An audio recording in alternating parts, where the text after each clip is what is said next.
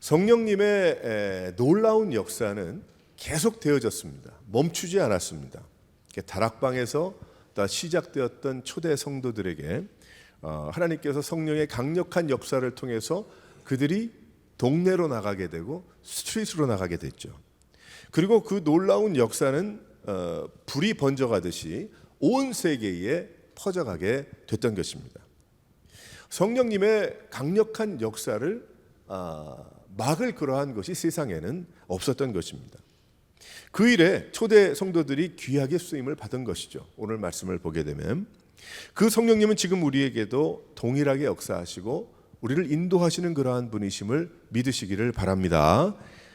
예수님은 벌써부터 성령님을 소개해 주신 그러한 말씀이 오늘 요한복음 14장의 말씀인데, 제자들은 듣고 그 오실 성령님이 어떤 분이신지를 그들은 어렴풋이 알고 있었습니다.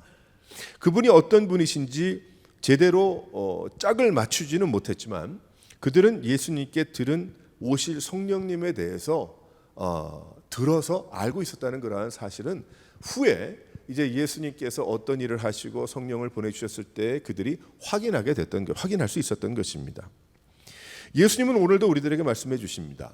성령 하나님께서 우리와 함께 하시며 우리를 인도하시는 그러한 분이시라는 것을 우리에게 말씀하셨고, 우리가 그 인도를 따라서 우리가 주님 앞에 나와서 예배하는 것입니다.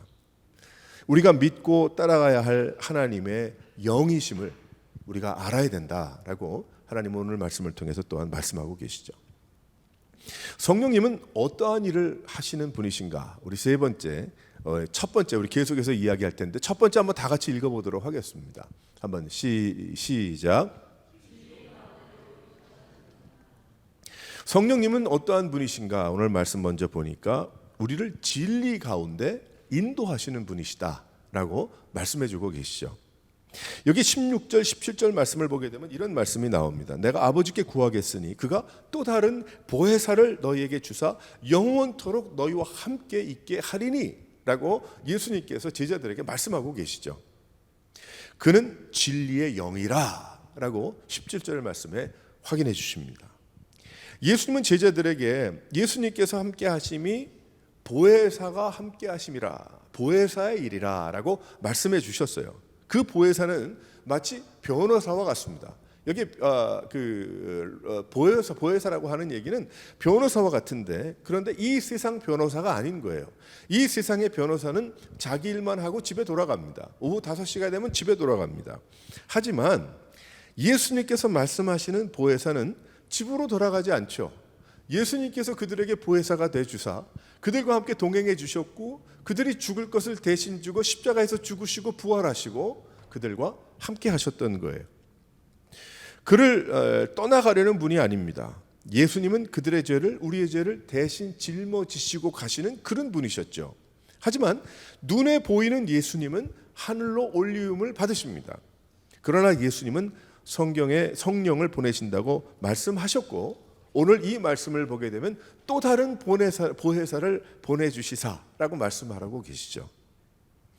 하지만 동일한 하나님이십니다. 그분은 진리의 영이라, 이제 내가 보낼 그 영, 그분은 보혜사는 바로 진리다, 진리의 영이다 말씀하셨어요. 무슨 뜻일까? 예수님은 진리의 영이 아니신가? 그 뜻은 예수님께서 말씀하신 말씀들이 진리임을 증거하시는 분이라는 거예요. 진리임을 알게 하실 것이다. 그것을 확인시켜 주실 것이다. 그 성령님께서 그 일을 하신다고 말씀하셨어요. 성령님의 하시는 일 중에 한 가지가 무엇인가? 성도 안에 거하시면서 내가 예수님을 내 죄를 회개하고 예수님을 나의 구세주로 모실 때에 그때 어떻게 됩니까? 그 믿음을 갖게 하시는 분이 어떤 분입니까? 성령님 아니에요. 그 믿음을 갖게 하시는 분이 성령 하나님이시거든요. 하나님의 말씀을 깨달을 수 있도록 증거하시는 분이 성령님이신 거예요. 내 안에 그 말씀이 깨닫게 되는 것이라. 그러니까 이제 예수님께서 말씀하신 그 보혜사는 또 다른 보혜사를 보내주시사, 그 말씀은 예수님께서 제자들과 나누신 모든 이야기와 예화들과 이런 것이 나중에 이 성령님을 보내주실 때에 어렴풋이 그저 아는 것이 아니고 철커덕 들어맞겠다는 것이죠. 철커덕 들어맞아서 그 예수님께서 해주신 말씀이 하나님의 말씀이고 이것이 진리이고 이 말씀이 이루어졌구나를 깨닫게 하신다는 거예요. 할렐루야. 하나님의 은혜죠. 우리가 성경 말씀을 읽을 때에 그 말씀이 이해가 되는 것이 왜 그렇습니까? 여러분 성경 말씀을 읽을 때에 그 말씀이 어떻게 이해가 되던가요? 여러분의 마음에 그것은 내 안에 우리 안에 계신 보혜사 때문임을 믿으시기를 바랍니다. 이 보혜사 되신 성령님께서 우리에게 깨닫게 하여 주시더라는 거예요. 성령 하나님께서 그 말씀을 믿을 수 있도록 머리가 움직이고 마음이 막 움직이도록 하나님께서 도와주시더라는 것이죠. 인도하시더라는 것입니다. 그 일을 성령님께서 하시는 거예요. 그래서 예수님은 제자들에게 이 성령님을 소개해 주시면서 진리의 영이시다라고 말씀해 주신 것입니다. 그래서 우리는 성경 말씀을 그냥 잡지책을 읽는 것 같이 그렇게 읽을 수 없는 이유가 성령님이 아니면 깨달을 수가 없기 때문에 그래요. 아무리 성경 구절을 벽에다 붙여두고 아무리 내가 했다 그래도 성령 하나님의 도우심이 아니면 성령 하나님께서 우리 가운데 우리의 중심에 역사하시도록 우리가 하나님께 내 마음을 드리지 않는다고 한다면 아무리 많은 분량의 또 많은 그러한 단어를 구사한다고 하여도 아무것도 아닐 수가 있어요. 하지만 그래서 우리는 늘 하나님의 말씀을 대할 때도 무엇합니까? 기도하잖아요. 우리가 찬양 끝나고 기도하는 이유가 괜히 기도합니까? 아니죠. 하나님 찬양 가운데 역사하셨고 내 마음을 준비하셨는데 주여 하나님의 말씀을 내가 전달해 듣기 전에 내 마음 주님께서 더욱더 다져주셔서 사람이 아니라 하나님께서 이 시간에 나에게 말씀해 주시는 것 깨달을 수 있도록 도와달라고. 무엇 기도하는 거예요? 성령님 인도하시기 원하십니다. 성령님 역사하시기를 바랍니다라는 그런 기도 아니겠어요? 그래서 기도하는 것이죠. 마찬가지로 우리가 경건의 시간을 가질 때 집에서 골방에서 하나님의 말씀을 볼 때 보기 전에 우리가 먼저 기도하는 것 왜 그렇습니까? 그것은 성령 하나님께서 우리 가운데 내 안에 역사하지 않으면 난 성경을 이해할 수가 없는 사람이거든요. 창세기부터 계시록까지의 이야기가 도저히 무슨 이야기인지 알 수가 없어요. 성령이 도와주시지 않는다면. 그래서 우리는 기도하는 거예요. 하나님께 바라는 것이죠. 그래서 성령님은 무슨 일을 하시는가 하면은 우리는 그저 성경을 내 눈으로 내가 아는 지식으로 내가 아는 단어로 뜻풀이를 하는 것이 아니고 하나님께서 역사하시는 대로 그래서 그 한 단어가 어떤 단어가 되든지 그 한 단어가 그날 내가 그 말씀을 묵상했을 때 내 마음에 막 들어앉아서 막 꽃이 피고 막 싹을 내고 막 깨닫게 되는 놀라운 역사가 막 일어나잖아요. 근데 그 단어 옛날에 못 들었나? 지난주는 안 들었나? 그 전주에는 못 들었나? 다 들었어요. 근데 성령 하나님께서 그날 역사하시더라는 거예요. 그 단어로. 그러다 보니까 막 마음이 막 움직이는 거죠. 막 생각이 변화하는 거죠. 그래서 예수 믿는 것은 우리가 그저 그냥 듣고 그냥 그렇구나로 지나는 것이 아니고 그러한 깨달음이 그러한 중심이 그러한 마음이 막 역사가 되는 인도가 되는 그러한 일들입니다. 성령님이 아니면 깨달을 수가 없는 것입니다. 그래서 성령 하나님의 인도하심을 바라면서 우리는 성경을 읽고 성경을 묵상해야 되는 거예요. 왜 그렇습니까? 성경은 성령님께서 저자이시기 때문에 주신 말씀 하나님께서 주신 그런 말씀이시기 때문입니다. 또한 성령님은 우리들에게 어떤 일을 하십니까? 옳고 그름을 알게 하세요. 옳고 그름을 알게 하십니다. 그것은 성령님은 하나님의 뜻이 무엇인지를 우리에게 알게 하십니다. 그것이 하나님이 기뻐하시지 않는 것이라는 것을 알게 하시는 거예요. 어떤 때에는 그 일을 하시는 분이 성령님이에요. 그래서 우리 살아갈 때 이거는 신앙 양심으로 우리가 그렇게 설명할 수 있지만 그것이 아니고 더 깊이 들어가면 그 뜻은 하나님께서 이것은 기뻐하시지 않겠다. 하나님께서 이것은 원하시는 일이다 라는 것을 우리로 하여금 알게 하시는 그분이 바로 성령님이신 것입니다. 지금 내가 내리는 그러한 결정을 성령 하나님께서 깨닫게 하시는 거예요. 이것이 하나님이 원하시는 결론인가 결정인가 아니면 아닌가.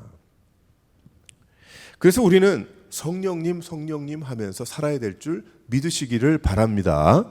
우리가 성령님 성령님 하면은 뭐 오순절 뭐 파가 뭐 혹은 어느 뭐 교단의 사람들이 그것이 아니고 우리 늘 하나님 앞에 성령님 성령님 하면서 살아야 되는 거예요. 왜 그럴까요? 우리와 함께 하시는 분이시고 보혜사이시기 때문에 우리를 함께 하시는 그러한 분이시라. 초대 성도들이 성령의 불을 받고 전혀 기도에 힘쓴 이유도 무엇인가?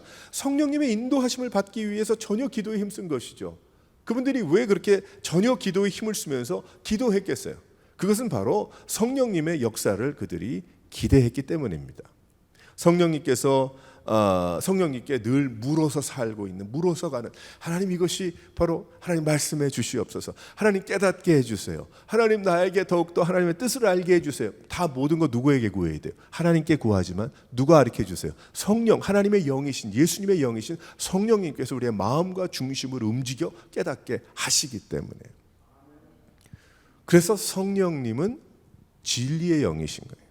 우리에게 진리 되시는 하나님의 말씀, 하나님의 뜻 알려주신다, 확인시켜 주신다, 확신케 하신다. 그래서 우리는 성령님을 기대하고 바라고, 우리가 찬양할 때, 기도할 때, 예배할 때도 성령님의 귀한 임재하심, 우리와 함께 하시는데 강하게, 더 강하게, 주여 강하게 역사하시죠. 내가 부족하니까 그것은 못 깨달은 적이 많이 있기 때문에. 그래서 우리는 어떻게 구합니까? 주여 더 강하게 역사해 주세요. 하나님이 열심이 없고 힘이 없어서 우리가 그렇게 기도합니까? 그게 아니고 그 안에는 하나님, 나 너무 부족하고, 내가 너무 참 부족하고, 너무 뭘 모르고, 내가 너무 내 마음이 강팍하고 너무나 연약해서 그 뜻 제대로 깨닫지 못합니다. 하나님 더 강하게 역사해 주셔서 주님의, 내가 정말 이제는 피하지 못하고 그것을 깨닫지 않으면 살 수 없는 그런 곳까지 나를 몰아주세요. 뭐 그런 뜻 아니겠어요? 내가 성령의 인도하심을 따라 살 수 있도록. 그 우리는 더욱더 간절한 마음, 갈급한 마음, 또 우리는 사모하는 마음, 기대하는 마음, 그 다 모든 게 뭐예요? 바로 진리의 영이신, 옳고 그름을 깨닫게 하시고 하나님의 뜻을 알게 하시는 성령님의 그 역사를 사모하기 때문에 그런 거예요. 우리의 믿음 생활은 계속해서 주님을 사모하면서 우리가 살아야 될 것을 믿으시기를 바랍니다. 두 번째로 이 성령님의 그 어떠한 일을 하시는가 다 같이 한번 읽어보겠습니다. 시작. 성령님은 위로하시며 함께 하십니다. 함께 하시는 분이라. 18절에 보게 되면 내가 너희를 고와 같이 버려두지 아니하고 너희에게로 오리라, 그 말씀을 하시죠. 예수님께서 해주신 사랑의 말씀이에요. 그러나 이 말씀은 오실 성령님께서 그 제자들을 사랑하시고 위로하시고 함께 하실 것이다라는 그러한 뜻입니다. 아니, 예수님 십자가에 죽으시고 부활하시고 하늘로 올라가고 마셨네. 그럼 올라가시면은 좀 데리고 가시지. 내가 올라간다. 그리고 올라가셨어요. 그다음 천사들이 이제 올라가신데 그 모습 그대로 데려오실 것이다. 그 말씀만 해주셨어요. 그러면 이거 뭔가 제자들이 그럴 수 있잖아요. 근데 그것이 아니고 벌써 예수님 다 말씀해 주셨어요. 내가 이제 하늘로 올려가지만, 하지만 올려가는 게 아니고 내가 다시 올 것이다. 영으로 함께 할 것이다.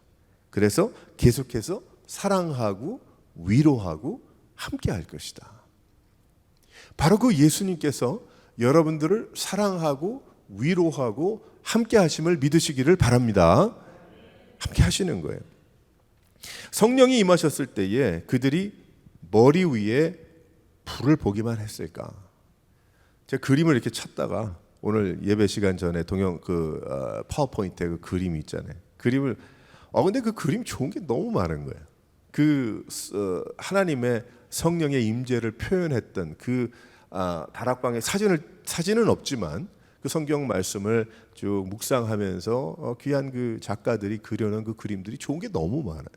너무 많은데 어떤 거는 이거 너무 상상이 좀 지나갔다 뭐 그런 것도 있는데 그래서 이거는 꼭 좋다 그건 아니지만 제 눈에는 참 은혜가 되는 그런 그림이었어요. 너무 귀한 그런 그림인데 그들이 성령의 불이 임했을 때 각자가 볼 수 있도록 불에 혀가 갈라지듯이 성령이 각자의 머리에 임하셨을 때에 그때에 그냥 사람들 불만 보고 있었을까? 불이네. 불이네. 불이네. 불이다. 불이야. 뭐 그러고 끝나고 그냥 끝났을까? 이제 그게 아니죠. 그게 아니라 그때에 사람들이 그냥 멍하게 그것만 보고 있던 것이 아니고 그들의 마음에 불이 붙었을 거예요. 불이 붙었을 거예요.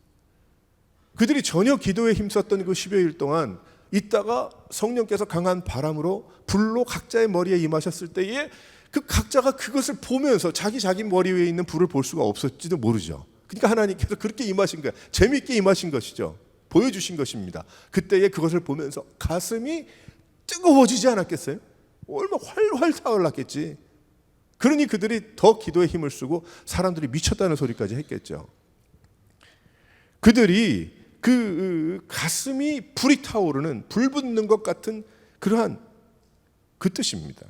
그들의 가슴이 불타오르는 것을 깨달았을 때에 어떻게 됐을까요? 모든 것이 믿어졌어요. 그들이 모든 것이 믿어졌고 그들이 하나님의 뜻을 깨닫게 됐던 것입니다. 하나님 함께 하심을 알게 됐던 거예요. 그때 그들이 가지고 있던 모든 마음의 그 고통이 사라졌겠죠.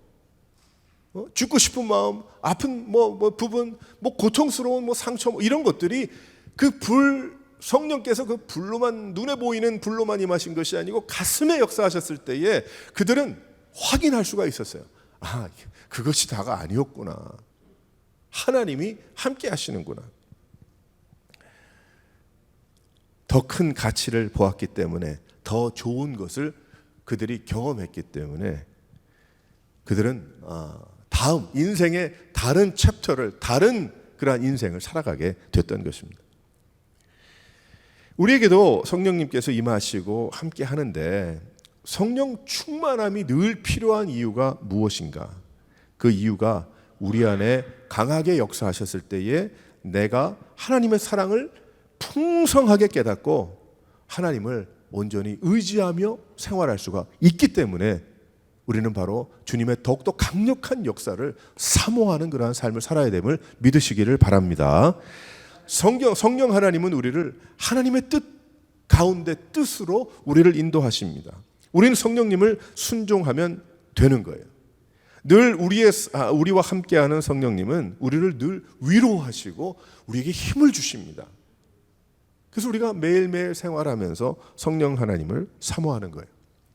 우리가 살다가 겪는 고통, 상처, 어려움들 모두 어디로 가져갈까? 그 모든 것을 다 성령 하나님께로 가져가야 함을 믿으시기를 바랍니다. 성령님은 나와 동행하심으로 성령님께 이야기하는 거예요. 성령님은 그 마음에 불같이 역사하셔서 그 마음들, 그 모습들, 그 상황 가운데서 인도하시고 회복을 하시는 것입니다. 그래서 많은 성도들이 고통이 있을 때에 왜 교회로 오는가요? 왜 교회로 와서 예배하고 왜 기도 모임으로 나갑니까? 그러한 시간을 통해서 더욱더 강한 성령의 역사를 나의 삶에 원하기 때문인 것입니다. 성령님은 그때마다 우리에게 위로와 회복을 늘 주십니다. 하나님께서 이 사람에게는 이러한 모습으로 저 사람에게는 저러한 모습으로 만져주시고 인도하시고 그 사람이 깨달을 수 있도록 위로하시고 회복하시고 만져주시더라는 것이죠. 그러한 시간을 통해서 더욱더 강력한 역사를 나의 삶에 원하고 우리가 살아가는 것입니다. 우리가 제가 지난주에 이제 짧은 그 비디오를 하나 봤는데 재미있는 거예요. 뭐냐면 어느 회사인데 누가 큰 회사는 아닌 것 같은데 회사 나가는 문에다가 나가는 문인 것 같아요. 그러니까 퇴근할 때마다 쭉 사람들이 거기 줄을 서가지고 그 나무를 누가 만들었어. 손잡이 이렇게 내리는 거. 그 내리는데 이게 손잡이를 내리면 그 위에 나무가 이렇게 있는데 나무 위에 고무장갑을 껴놨어요. 그래가지고 이걸 내리면 그 고무장갑이 내 어깨를 툭툭 치는 거예요. 그러니까 그걸 내가 이렇게 칠 때마다 한 3번 치면 여기 툭툭툭 치는 거예요. 위로받는 거지. 너 수고했다. 그 뜻은 회사에서 열심히 일하고 나갈 때 그거 땡기면 아무도 나 위로해 줄 사람 없지만 하지만 그 고무장갑이 나를 위로해 주는 거예요. 결국 너 이 회사에서 수고했다 그리고 씩 웃고 나가는. 뭐 재미있으라고 만들어 놓은 사람이 만들어 놓은 그런 거겠죠. 그런 것이지만 성령 하나님께서 우리에게 그렇게 하신다는 거예요. 늘 우리가 믿음으로 살 때, 하나님 앞에 예배할 때에, 어려운 가운데 주님 앞에 나올 때에, 믿음으로 신앙으로 씨름하면서 주님을 바라보며 나갈 때 우리를 다 위로해 주시고, 우리를 감싸 주시고, 우리에게 말씀해 주시고, 그런 거예요. 그러니까 우리가 예수 믿으며 신앙의 하루하루가 더할 때마다 주님과 더욱 가까워지고, 하나님께서 우리에게 하나님 말씀하소서, 무슨 말씀? 뭐 그러면 뭐 벼락이 쳐서 뭐 어디에 어느 나라에 뭐를 뭐 전달해서 뭐 그런 말씀 하시던가요? 뭐 그렇게도 하실 수 있겠지만 많은 경우에는 우리가 그렇게 찬양하고 기도하고 주님을 바라보며 나갈 때 주님께서 위로해 주시잖아요. 근데 그 위로는 말로 표현이 안 되는 그런 거죠. 말로 내가 너를 위로한다, 뭐 한다 뭐 그렇게 들리는 게 아니고 우리의 마음에 주님께서 하나님의 위로라는 걸 충분히 알 만큼의 뜨거운 그러한 그 마음에 그걸 주시잖아요. 그걸 어떻게 표현을 해? 그걸 어떻게 말로 표현하겠어요? 그러니까 예수 믿는 것은 체험인 거예요. 그래서 그러한 믿음의 체험과 성령님의 역사하시는 그 체험이 없이는 30년을 믿고 그거 얘기할 필요 하나도 없는 겁니다. 오늘이라도 하나님 나에게 그런 체험이 있기를 원합니다. 하나님께서 나에게 강력하게 늘 역사하셨는데 내가 그걸 모르고 살았는데 그것이 분명하다는 것을 이제부터는 알고 살아갈 수 있도록 주여 도와주소서. 그 체험이 필요한 거죠.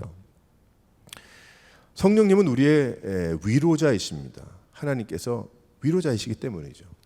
우리는 다른 상담가가 필요 없습니다. 예수 믿는 자에게는 다른 상담가가 필요 없어요. 하나님께서 전부 되시기 때문입니다. 아무리 어려운 일이라도 성령님께서 위로하시고 답을 주시잖아요, 우리에게. 그래서 함께 그러한 이런저런 이야기를 형제와 자매에게 들을 때 함께 기도할 뿐이죠. 그리고 내가 나의 기도의 자리로 돌아왔을 때 주여 그 형제, 그 자매에게도 동일한 역사를 주님 베풀어 달라고 기도하는 것이죠. 그러니까 기도의 제목을 나누는 것이죠. 내가 답을 주는 것이죠. 답을 줄 수가 없죠.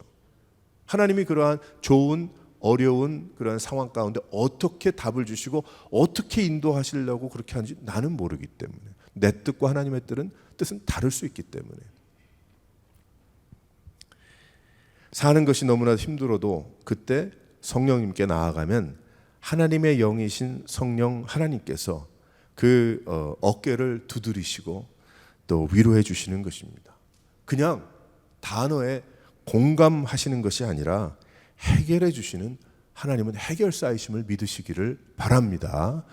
그래서 우리는 성령 하나님을 의지하고 살아야 되는 거예요. 성령님을 의지하고 성령님께 나아가야 되는 것입니다. 예수님께서 제자들에게 또 우리에게 말씀해 주신 또 다른 보혜사를 보내주리니, 벌써 우리에게는 오신 성령 하나님이신데 우리는 그 분을 나의 인생의 중심에 모시고 우리가 주님을 바라보고 의지하며 나아가는 그러한 인생, 그 인생이 바로 하나님께서 은혜와 복을 내려주시는 하나님의 뜻을 따라 생활할 수 있는 그러한 귀한 인생이 되는 것입니다.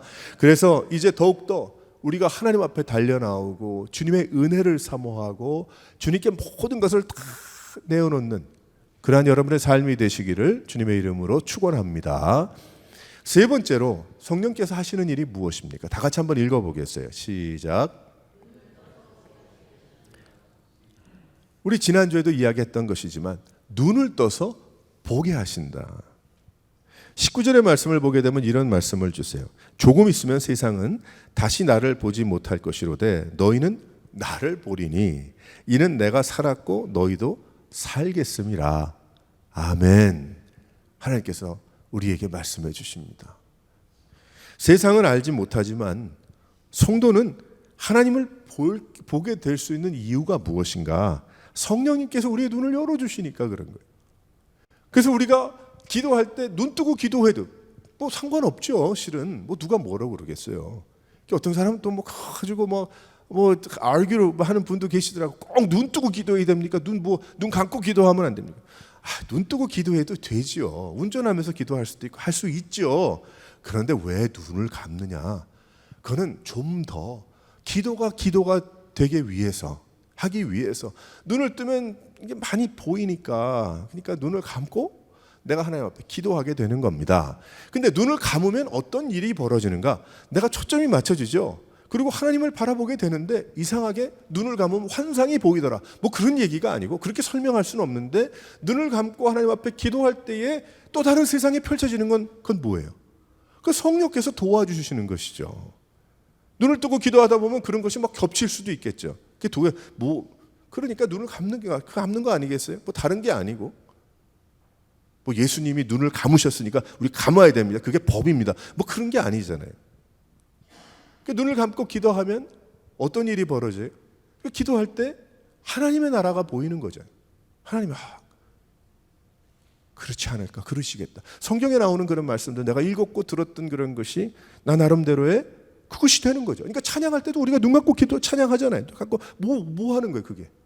기도하고 그 찬양 가사 가운데 또 그 가사를 통해서 하나님께서 역사하시는 귀한 그 은혜를 내가 찾아가는 거죠. 하나님을 바라보면서 그것을 나 나름대로 뭐 상상력을 늘려가지고 뭘 하는 것이 아니고 그 가운데 임하는 거 아니겠어요? 그래서 찬양할 때도 우리가 찬양할 때 손을 들고 눈을 감고 그 기도하는 게 땅을 보더라도 우리의 마음은 하나님을 바라보면서 기도하니까. 그래서 예배하고 기도하고 신앙생활하는 그 모든 것이 어떤 사람들에게는 굉장히 가시같이 보일 거예요. 이게 도대체 너무 어색하다, 너무 이상하다 이렇게 보일 수 있어요. 충분히 이해가 돼. 그런데 성령님께서 역사하시고 성령의 임재를 경험하고 충만함으로 내가 더욱더 사모함으로 그 성령의 은혜 가운데 살아가는 사람들에게는 우리가 뭐 팔 두 개, 뭐 다리 둘, 코 하나, 눈 두 개, 사람 다 똑같잖아요. 그거 가지고 움직일 수 있는 건 한정적이에요. 그거를 총동원해서 하나님께 영광을 올려드리는 일에는 뭐 그런 모습밖에 없는 거예요. 그것이 안 믿는 자들과 뭐 보수에 어쩌고 얘기하는 웃기는 그런 사람들에게는 가시같이 보이겠죠. 저게 무슨 뭐 하는 그렇지 않아요. 그러니까 그 무시하면 안 됩니다. 실은 아무리 우리가 장로교인들이라 그래도 무시하면 안 돼. 그렇게 하는구나. 하나님의 그 가운데 하나님의 은혜와 하나님의 말씀을 거스르지 않고 하나님의 말씀 가운데 있는 사람들이라면 존중하고. 그래서 성도는 성령님의 은혜 가운데 하나님을 바라볼 수 있게 돼. 그러니까 어떻게 됩니까? 소망을 갖게 되죠. 꿈을 갖게 돼. 바뀌는 거예요. 꿈이 바뀌는 거예요. 내가 이제는 내 뜻대로 내가 원하는 대로 했는데 이제 성령께서 강력하게 역사하시고 임재하시고 충만하게 되니까 그것이 바뀌는 거예요. 가치가 바뀌니까. 그래서 위로받음으로 하나님의 뜻을 알고 그 뜻대로 살아갈 때에 소망이 보이고 하나님의 보여주시는 비전이 보이는 거예요. 비전. 내 비전이 아니고 하나님의 비전이에요. 세상은 모르겠지만 하지만 성령으로 뜨거운 성도들은 인생이 변화하고 그들을 통해서 세상이 변화하게 되는 것입니다. 지난 2000년 이렇게 돌아보면서 기독교 역사, 우리 기독교 역사라고 이야기하죠. 우리 믿음의 역사를 이렇게 돌아보게 되면 가장 중요하게 여기는 것이 이제 종교 개혁이지 않습니까? 그래서 우리가 10월 마지막 주에 종교 개혁 주일로 뭐 그 얘기도 좀 하고 그렇게 하는데 여기저기서 듣기도 하고. 그런데 실은 종교 개혁이 일어나기 이전에 많은 일들이 있었습니다. 우리가 알지 못하는 일이 더 많을 거예요. 근데 우리가 알고 있는 기독교 역사의 어떤 주류를 이룬다라고 하진 않을지 모르겠지만 너무너무 중요한 일들이 많이 일어났습니다. 그 중에 하나가 존 허스라는 사람을 통해서 일어난 일이에요. 제가 종교개혁주일 앞뒤에도 간혹가다 이 존 허스에 대해서 이야기를 좀 했지만 간단히 이 존 허스라는 사람은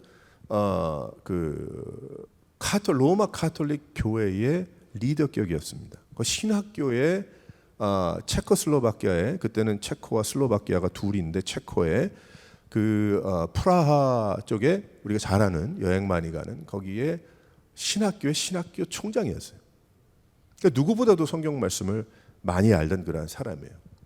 근데 이 사람이 성경 말씀을 이렇게 보다 보니까 이 교회가 지금 하고 있는 거를 보니까 이건 하나님의 뜻이 아닌 거죠. 누가 그렇게 성령님의 인도하심으로 깨닫게 된 거예요. 그래서 이 사람이 어떤 이야기를 했냐면 그 당시에 사람들은 성경을 읽지 못하게 했습니다. 라틴어로만. 보통 사람들이 라틴어로 공부하나요? 체코말, 뭐 영어, 뭐 이렇게 뭐 독일말 그렇게 했지 뭐 라틴어 공부를 못하죠. 다들 농사짓고 하는데. 그리고 교회에서 전달해주는 라틴어로 된 말씀으로만 가르치도록 했어요. 그래서 이 존 허스가 얘기하기를 이건 아닙니다. 이렇게 하면 안 됩니다. 이 사람들에게 성경을 가르쳐야 합니다. 사람들이 하나님의 성경 말씀을 통해서 하나님의 그 역사를 경험해야 됩니다. 이제 그렇게 됐죠. 그래서 이 사람이 이단이 됩니다. 그래서 교회에서 이단으로 몰아서 결국 이 사람이 프라하에서 멀지 않은 그러한 곳에 갇히게 되죠. 수도원에 감금돼서 거기에서 낮에는 노역을 하고 밤에는 묶여 있고 이렇게 그렇게 합니다. 그러다 나중에 결국은 굽히지 않았어요. 그래서 굽히지 않아서 그 사람이 화형을 당하게 됩니다. 화형을 당할 때 이 사람이 어떤 이야기를 하냐면 마지막 말이 너희들은 당신들은 지금 한 거위, 꽥꽥거리는 거위 한 마리를 죽이지만 100년 후에는 삶을 수도 없고 불태울 수도 없는 백조가 나타날 것입니다. 그리고 죽었어요. 근데 100년 후에 어떤 일이 벌어졌냐면 마틴 루터가 나오죠. 그러니까 이 사람이 뭐 신령한 뭐 신비한 예언가다 그것이 아니고 하나님께서 하게 하신 것이죠. 그래서 존 허스가 죽은 다음에 그 존 허스가 죽은 그것을 이제 이렇게 하면서 이제 종교 개혁이 연결이 되는 것인데 그 가운데 어떤 일이 있었냐면 모라비아라는 그런 지역이 있어요. 체코에 있었는데 과거에 그 모라비아에 있었던 많지 않은 사람들이 존 허스를 만나본 일도 없어요. 그런데 이 사람들이 모였어요. 모이기 시작해서 우리는 누구파 파를 만들려는 것은 아니지만 존 허스의 믿음을 본받는 사람이다. 그래서 그 사람들이 모라비안 성도들이 됩니다. 그래서 이 모라비안 성도들이 됨을 통해서 핍박을 받죠. 그래서 교회 똑같은 핍박을 받아요. 너희들 이단들이고 죽일 놈들이고 뭐 이렇게 교회 막 그렇게 하죠. 그때는 뭐 교황이 네가 교황이다 내가 교황이다고 그렇게 싸울 때니까 막 세 교황이 두 교황이 막 싸울 때니까 교회가 엉망진창이죠. 그래서 이 사람들은 아니다. 그래가지고 자기네 말로 된 존 허스가 뭐 다 과거에 했던 그런 것들 있죠. 적어놓은 그런 것들을 가지고 믿음을 갖는데 이들은 오직 기도 예배하며 또 그리고 하나님께서 말씀하시는 아주 가슴이 뜨거운 그런 사람들이었어요. 그래서 이 사람들이 프라하에서 쫓겨나와서 체코에서 쫓겨나서 얼마 멀지 않은 독일의 드레스덴이라는 그러한 지역으로 옮깁니다. 이러한 지역으로 옮겨서 이 사람들이 한 90명이 옮겨요. 적은 숫자예요. 90명이 옮겼는데 드레스덴이라는 곳에 가서 누구를 만나냐면 진젠도르프라는 그러한 백작을 만납니다. 하나님의 뜻이죠. 그래서 진젠도르프라는 백작을 만나니까 이 사람이 부자잖아요. 거기 아버지가 뭐 거기에 무슨 뭐 우리식으로 따지면 무슨 장관이었다나 그 지역에 뭐 그랬는데 그래서 하나님께서 인도하시는 손길인데 진젠도르프 백작이 90명을 위해서 거기서 조금 떨어진 시골에 헐헌허트라는 그런 장소가 있는데 후른허트라고 하던가 한국말로는 그렇게 할지 모르죠. 거기에 5에이커 땅이 있었어요. 5에이커 땅이 있었는데 그 5에이커 땅을 이 사람들이 쓸 수 있도록 준 거죠. 그래서 90명이 도망가서 진젠도르프를 만나서 거기에 시골로 진젠도르프 백작의 땅에 기거하게 된다는 거예요. 90명이. 그래서 그 모라비안 성도들이 신앙생활을 하게 돼요. 그 가슴이 뜨겁고 성령 충만한 그 마음을 우리는 불태워 이것을 위해서만 살아갑니다. 그래서 이 사람들이 이제 후스가 죽은 200년 후에 그곳에 정착을 하게 되는데 어떤 놀라운 역사가 이제 일어나냐면 90명이었던 사람들이 기도를 시작을 해요. 근데 기도를 시작하는데 24시간 기도를 시작하는데 그것이 150년이 24시간을 기도했다는 거예요. 여러분 생각이 되세요? 뭐 어떤 기록에는 100년이라고 이야기하는데 그 후세들의 이야기를 들으면 150년 동안 24시간 기도를 했어요. 어떤 역사가 일어났냐면 한국도 그걸 따라 가지고 뭐 좀 판은 좀 다르지만 구급 뭐 기도인가 그래서 60년을 기도했죠. 24시간 동안. 1950년도인가 해가지고 시작해서 그래서 지금 감리교단에서는 100년 기도, 24시간 100년 기도를 하겠다고 몇 년 전에 그 공포를 했어요. 참 기쁜 일입니다. 그것은.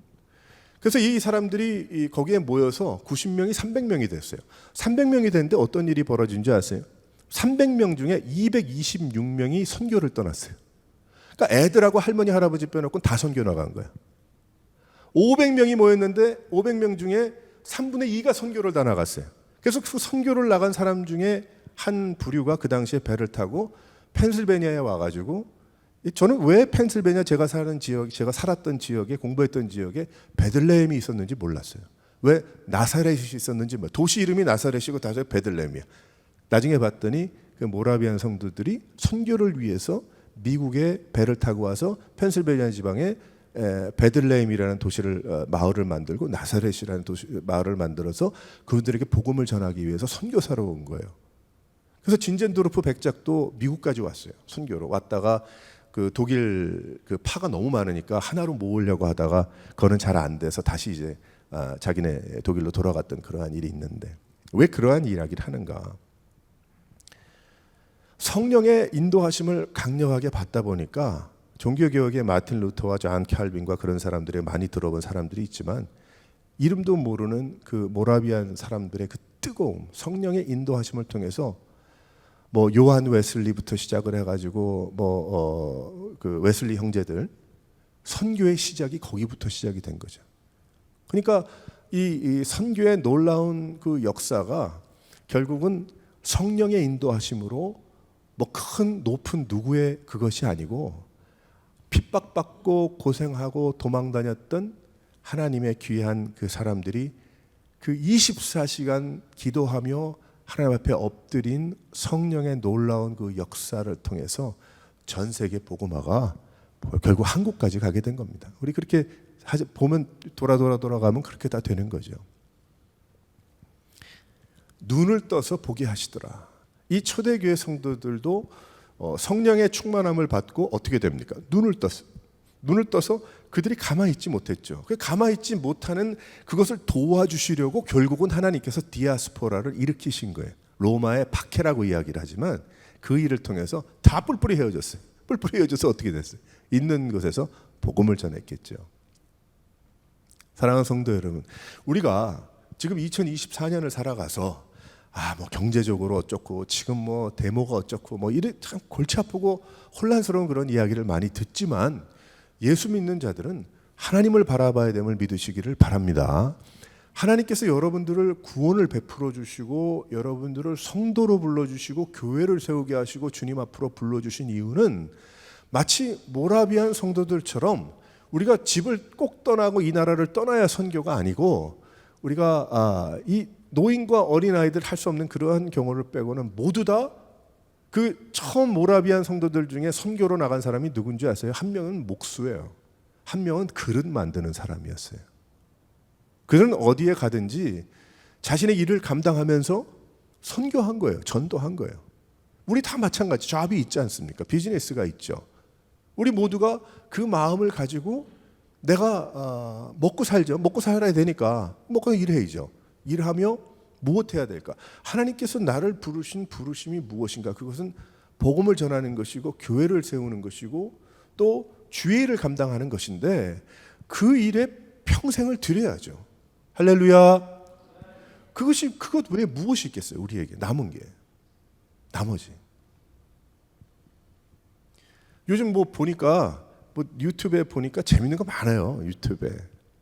저는 이제 여행들 가는 거 조금 뭐 재밌더라고요. 가보면 뭐 저기 갔던 데인데, 저기는 뭐 못 가본 데인데, 뭐 그러면서 보게 되는데, 그러니까 보면서 뭐 좋아요도 눌러주세요. 뭐 좋아요도 뭐 재밌죠. 뭐 좋으면 뭐 좋죠. 그런 것도 좋은 것 같아요. 프로그램들 좋은데 결국 그 여행이 어디까지인가요? 거기까지죠. 아무리 멋지고 그래도 그 카메라 앞이지 카메라 옆편과 카메라 뒤편도 그렇게 깨끗하고 좋겠어요. 많은 노력이 필요하겠죠. 근데 우리 인생이 그 여행하고 끝나는 겁니까? 아니지 않습니까? 우리의 여행은 결국 천국까지 가는 그 나그네 인생이라는 거예요.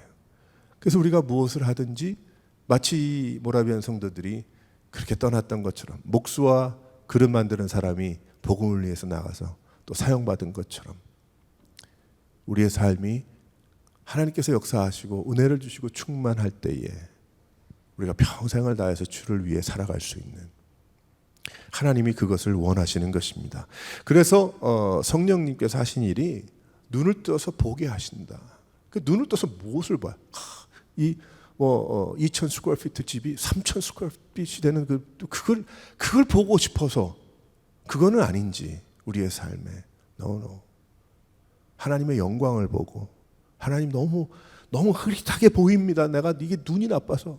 하나님 밝게 보여주시고 확실하게 보여주시고, 주여 떠나지 않도록 나를 감금하여 주소서. 뭐 기도할 때 무슨 말은 못해. 하나님 앞에 오직 답답하면 그 소리를 하겠어요. 나를 붙잡아 매 주소서. 주여, 자꾸 이게 자꾸 튀어나갑니다. 주여. 그게 신앙인 거예요. 그게 믿음의 투쟁이고, 우리가 그러면서 신앙생활 해 나가야 되는 겁니다. 그저 뭐 해놓으면 내가 가서 보고 오는 게 신앙생활이 아니고, 우린 다시 한번 이제 성령 강림주일 이제 몇 주, 2주 앞에 두고 우리가 예수님 부활하신 후에 계속해서 성령님에 대해서 이야기를 하고 있는데, 사랑하는 성도 여러분, 뜨거워야 돼요. 그리고 갈급해야 됩니다. 그리고 더 주님 앞에 주님 사랑하는 마음이 불릴듯 일어나야 됩니다. 그게 살아있는 거예요. 냉랭합니까? 그저 그렇습니까? 뜨뜻미지근합니까? 그거 다 하나님 앞에 엎드려야 됩니다. 그대로 안 됩니다. 주님 앞에 더욱더 주님 바라보고 의지하면서 하나님 기뻐하시는 것을 향해서 달려나갈 수 있는, 주님의 은혜를 사모하고 주님 뜻대로만 살고자 주님 앞에 엎드리는 여러 성도들 되시기를 주님의 이름으로 축원합니다.